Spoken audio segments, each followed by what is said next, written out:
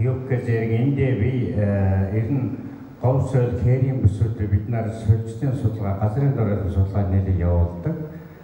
Энэ нөхцөлд бол Сэлэнг аймаг өөрсдөө санал тавиад манайд тэгээд заавал танай одоо газар зүйн экологийн хүрээлэнгээр хийлгэнэ гэдэг ингэж хийсэн ажил байгаа юм. Энэ бол би ер нь хангайн бүс нутаг, ялангуяа энэ хойд бүс нутаг маань ийм их доройтно гэж би ер нь төсөөлж байгаагүй. Тэгээ бүх сумаар зориуд орж энэ судалгааны ажил хийсэн. Тэгтэл 69.6% нь нийт нутгийн дэвсгэр юм.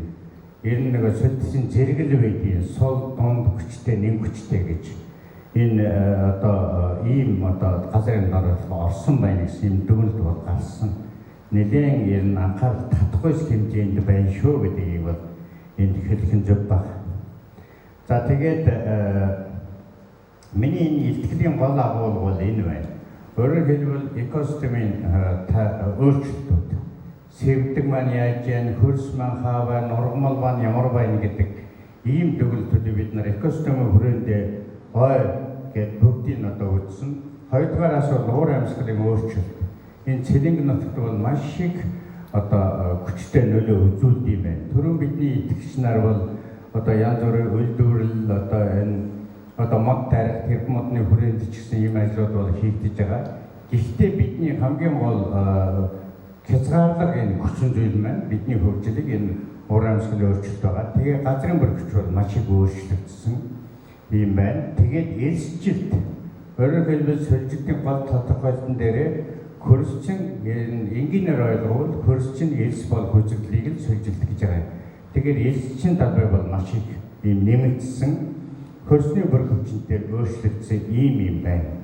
Тэгэхээр энэ хамгийн гол юм бол бид нар энэ ойтойгоо давхцуулаа бид нар үзсэн энэ сэвдгийг энэ бол энэ 70 гээд он 2016 он хооронд харьцуулаад үзэхэд ер нь бол Сэлэнгийн энэ гол морины гол одоо эко хөсөр болсон энэ сэвдэг маань маш их одоо гисэлтэй талбай нэлээд одоо хомогдсон ийм хэлбэртэй болж иржээ гэдэг энд бас хэлэх нь зөв баг. За хоёрдугаар энэ бид нар бол маш их устай гэж ингэж боддог. Гэхдээ энэний улсын хэмжээ Сэлэнг морин дээр энэ тодорхойлсон цэгүүл байгаа. Энэ улсын хэмжээ бол маш их багасж байгаа. Ийм төлөв байдал бол энэ Сэлэнгийн нутагт бол ажиглагдж байна гэж хэлэх нь зөв. За тэрнээс гадна газар доор хусны нөөц нь бас ялгаа энэ одоо 1.4%-аар буурсан байх жишээтэй. Өөрөөр хэлбэл төвшин маань энэ багасаад яваад байна гэсэн үг. Энэ бол энэ сүүлд бол нэгэн одоо манай арчин бол одоо Сэлэнгийн нутаг бол бас үр тарианы гол одоо газар. Гэхдээ энэ маань цаашдаа өөрөөр хэлбэл нэг энэ тариа ногоо урахад энэ ассимиляци үзэгдэл гэж байгаа. Энэ маань энэ сүүлд явагдахаа байлгүй ургас бол авч чадхаа байна гэсэн үг. За тэгээд энэ уур амьсгалын өөрчлөлт. Бид нар уур амьсгалын өөрчлөлт тавгийн энэ зургнаас бол харж байгаа ба.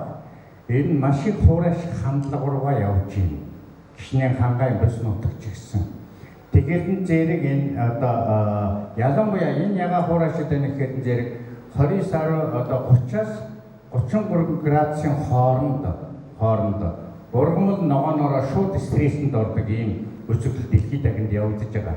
Тэгээд энэ одоо 30 одоо градусаас дээш температурын нийлбэрүүд бол Монголд бол маш их хэмжээнд нэмэгдэж байгаа. Ялангуяа Сэлэнг нутагт нэмж байгаа гэсэн юм дүн гарсан. Тэр энэ шулуун чуган бол ерөнхийдөө өсөх хандлага байна гэдгийг илэрхийлж байгаа ийм үзэгдэл байна. За тэгээд бид нар энэ дээр бас өвлийн жилийн турш зууны гэдэг ингээ хувааж үзсэн. Энэ байнгын өсөлттэй ингэж явж байгаа гэдгийг бас хэлэх нь зөв баг. За тэрнээс гадна хор тундасны хэмжээ. Бид нар бол хор тундас орж байгаа ч гэсэн хөрсөнд буух хөрсний гадна урссан хэмжээ нэмэгдэж байгаа гэсэн юм дүн зураг байна. Тэгэхээр энэ бол одоо Сэлэнгийн нутагт бас адилхан ийм хандлага бол цаашдаа байх нэ гэж. Тэгэхээр бид нар одооноос энэ анх хэмжээ авч эхлэхгүй бол ер нь бол цаашдаа ургас авах нь битгий хийж тэр хөрс бол ээлжиж хөөрөх юм хандлага харагдах юм байна гэж зөв баг.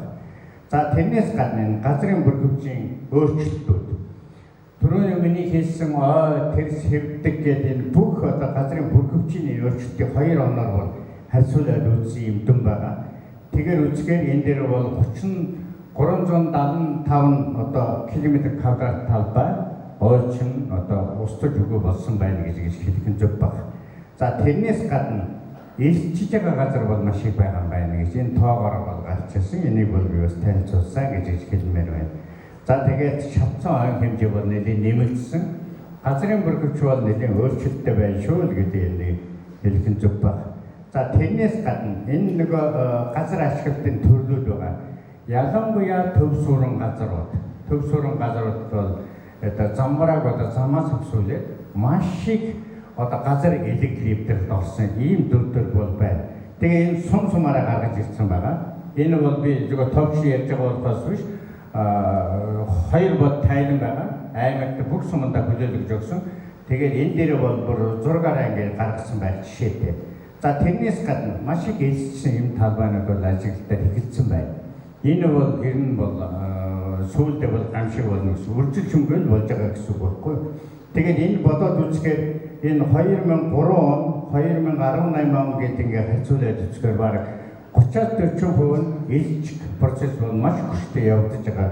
Ийм дүр зураг бол Цэлэнгийн аймагт ажиглагдж байна гэж. За тэгээд энэ хөрсөн бүрхөвч энэ хөрсний юу нь одоо маш их сайн одоо хөрстэй иргэдэд хангалттай нутаг юм. Гэвч маш их хөрс бол одоо элсэнд одоо шуурганаас болж элсэн хөрс болж хуурч байгаа ийм үзэгдэл Цэлэнгийн нутагт байна гэж. Энэ Цэлэнгийн аймаг бэлчээртэй хамтраад энэ талхалттай холбоотой сум болгоноор гаагаар нь гаргацсан ийм өрдөнг бол бид нар хүлээлгэж өгсөн юм а гэж хэлсэн зөв байна. За тэрнээс гадна суурин газрын эвдэрлүүд энэ ялгаа байхгүй сум болгоноор гаргасан.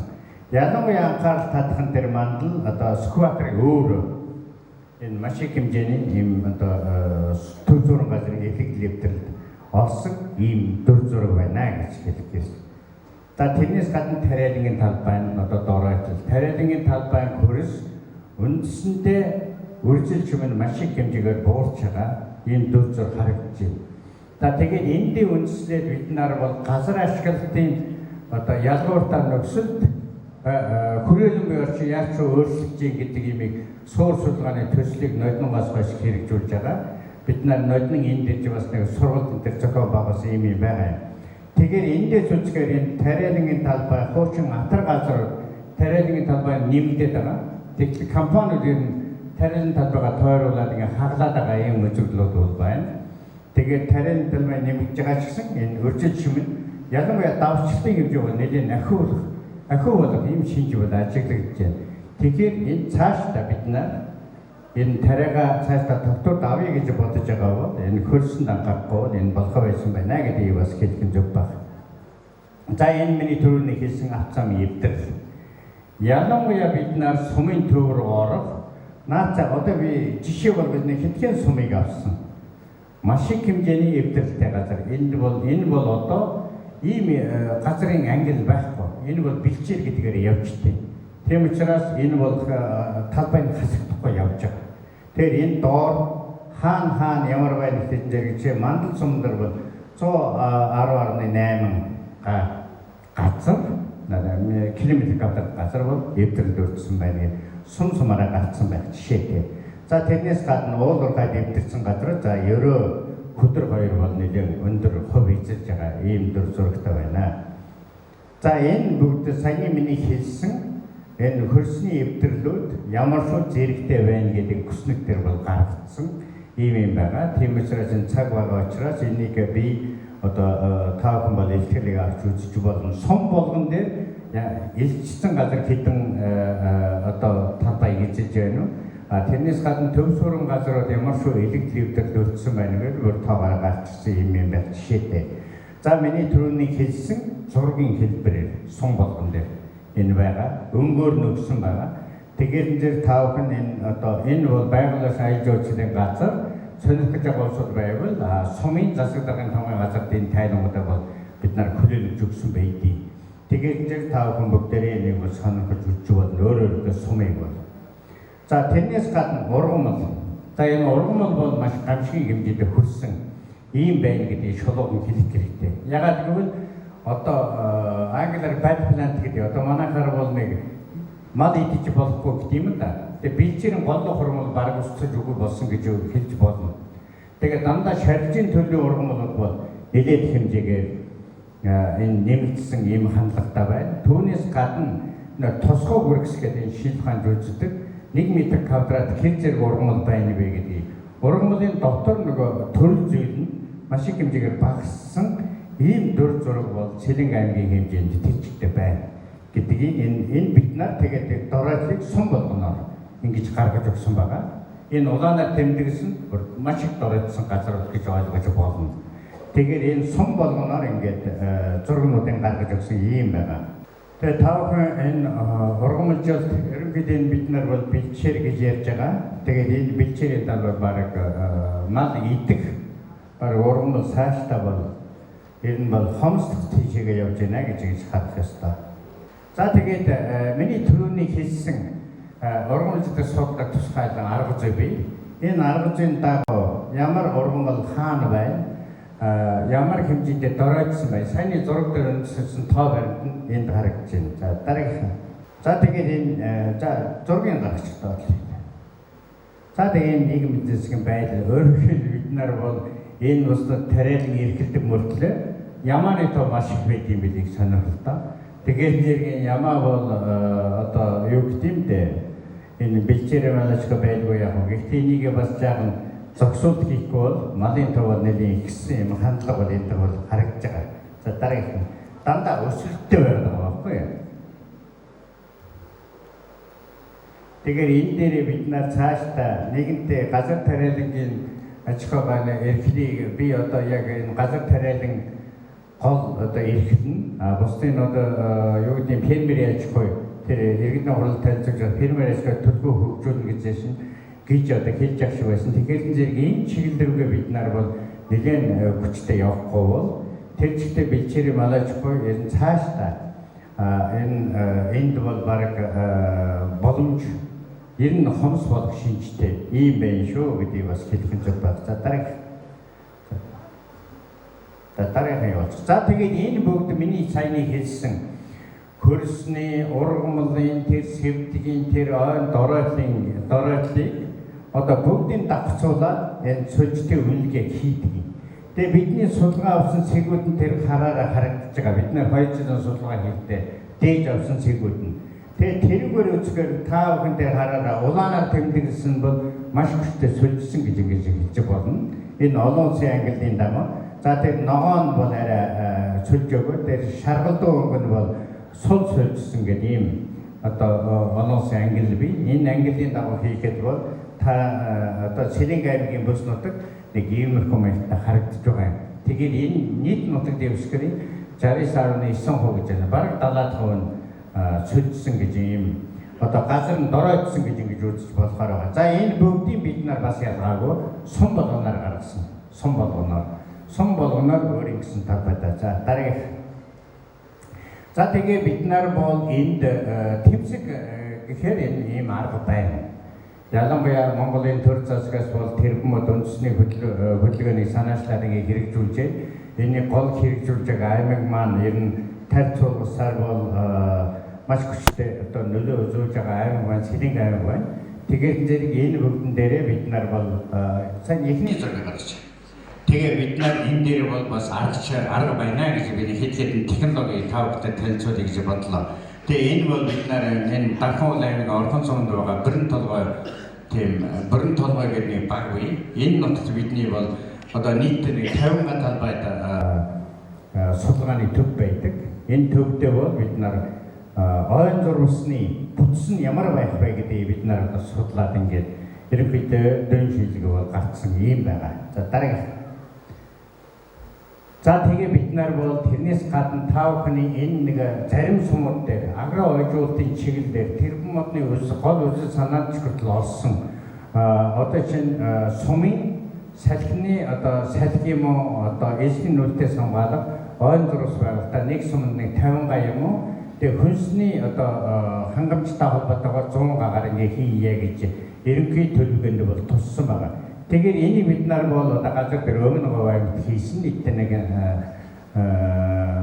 50 гагаар 10 ийм талбай бий. Өөрөөр хэлбэл 50 гагаар хийвэл дунд нь жишээ 3 га гэхдээ нийтдээ 50 гагаас 27 га үлдэж байгаа юм. Энэ дээрээ тэр жимсээ тарина уу, хүсиноо тарина уу, тэжээлээ тарина уу энэ ажлуудыг бид нар хийж чадвал одоо энэ агро ойлголтын нэг технологийн шийдэл байгаа. За дараах. За тэрнээс гадна энэ нутагт бас цас бол маш их хэмжээгээр ордог. Тэгээ хэрвээ тодорхой хэмжээнд бэлчээр манай аж ахуй байнгыг гэж байгаа бол бодлогоор нь мал аж ахуйг хамгаалах саяны миний хэлсэн хэд их халуунд бол мал бол маш хүнд байдалд ордог. Тийм учраас хэд их халуунаас хэд их хүйтнээс хамгаалах тийм энэ ялангуяа хээрийн бүсүүд дээр та бүхэнд ойн бүс бай, хээрийн бүс бай, хээрийн бүсүүд энэ мал хамгаалах ойн тогтолцоо гэж байдаг. Энийг бас хэрэгжүүлж болно. Энэ дарамт нэг юм хэлэхэд бол ер нь цөлжтэй тэмцэх газрын дороод ургамлжуулахаас өөр арга юм дэлхийд одоохондоо бол алга байна. Тийм учраас энийг л бид нар хийж чадвал ялангуяа цаашдаа та бүхэн маань тариалангийн төр нь ойн зурсны технологи үзүүлнэ. Тариалангийн талбай ойн зурсаар хамгаалж авч чадахгүй юм бол за 1960 хэд оны анхны Атрайнаар судалсан хөрсний үржил шимийн дээр дүнгээс үзэхэд одоо бараг 15-аас 20 см хөрс чинь алга болсон байна гэсэн эмдэгэл бол гарахаар байна.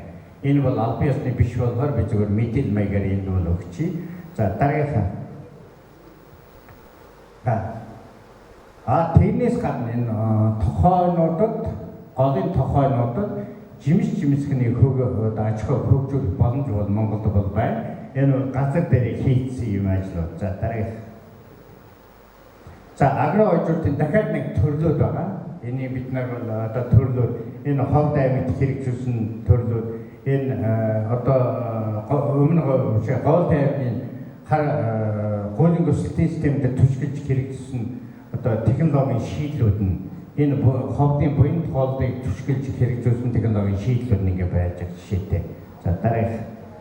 За тэрнээс гадна бид нар тэгээ том хэмжээний хийж чаддгүй ч гэсэн зүгээр энэ доотлолт нь байна.